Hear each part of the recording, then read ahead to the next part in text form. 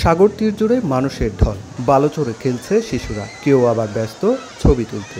একের পর এক ঢেউয়ের সঙ্গে আনন্দে মেতে উঠেছেন পর্যটকরা। সাগর তীরে এখন শুধুই ঢেউয়ের গর্জন আর আনন্দে মেতে থাকা মানুষের কোলাহল।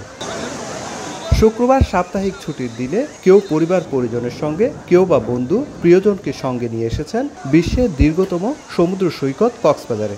এখানে আসছি সময় কাটাইতে বা ফ্যামিলি নিয়ে, খুবই ভালো লাগছে। বছর একবার এই সাগরে পা না ভিজাইলে মনে হয় যেন অপূর্ণ থেকে যায়। সমুদ্রের টানে এসেছি আর পরিবার নিয়ে প্রথম আসা।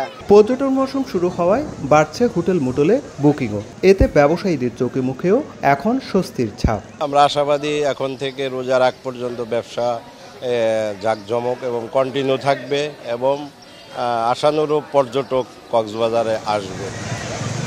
এদিকে পর্যটকদের নিরাপত্তা নিশ্চিত করতে বাড়ানো হয়েছে পর্যটন পুলিশের টহল। পর্যটকদের সাগরের নির্ধারিত সীমার বাইরে যেতে সতর্ক করছেন লাইফগার্ডরা। সকাল 7টা থেকে সূর্য আসা পর্যন্ত এখানে আমাদের সার্ভিসটা চলমান রাখছি। পেড লাইফগার্ডের সাথে ভলান্টিয়ারদের কাজ করতেছে। কক্সবাজারে এমন ভিড় অব্যাহত থাকলে এই খাত আরও সমৃদ্ধ হবে বলছেন পর্যটন সংশ্লিষ্টরা। সুজাউদ্দিন রুবেল, সময় সংবাদ, কক্সবাজার।